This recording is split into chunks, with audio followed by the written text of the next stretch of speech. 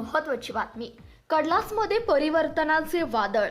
आमदार डॉक्टर बाबासाहेब देशमुख आणि दीपकाबांच्या संयुक्त सांगोला विकास आघाडीचा शक्ती प्रदर्शनाने प्रचार. सांगोला तालुक्यात जिल्हा परिषद आणि पंचायत समिती निवडणुकीचं बिगुल वाजल्यापासून ते आता निवडणूक काही तासांवर राहिल्यापर्यंत उमेदवारांची व नेत्यांची धावाधाव सुरूच आहे.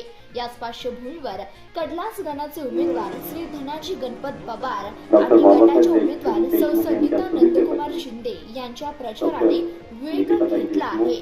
काल सायंकाळी कडलासमध्ये पार पडलेल्या गावभेट दौऱ्यात जनसागराचा ओघ पाहायला मिळाला. आमदार डॉक्टर बाबासाहेब देशमुख आणि दीपकाबा साळुंखे पाटील या जोडगोळीने मैदानात उतरून विरोधकांना धोबीपछाड देण्याचा निर्धार केला आहे. उमेदवारांनी मांडलेल्या विकासाचा रोडमॅप पाहून कडलासकरांनी यंदा फक्त विकास आघाडीचा असा एकमुखी नारा दिला आहे.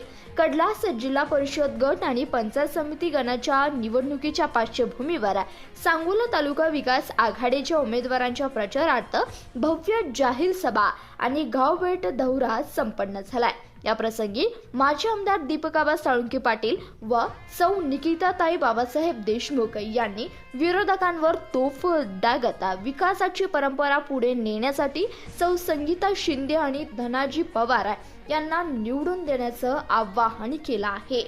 यावेळी उमेदवारांनी आपल्या भाषणातून गावातील रस्ते, पाणी आणि तरुणांच्या रोजगाराच्या प्रश्न मार्गी लावण्याचं आश्वासन दिलंय.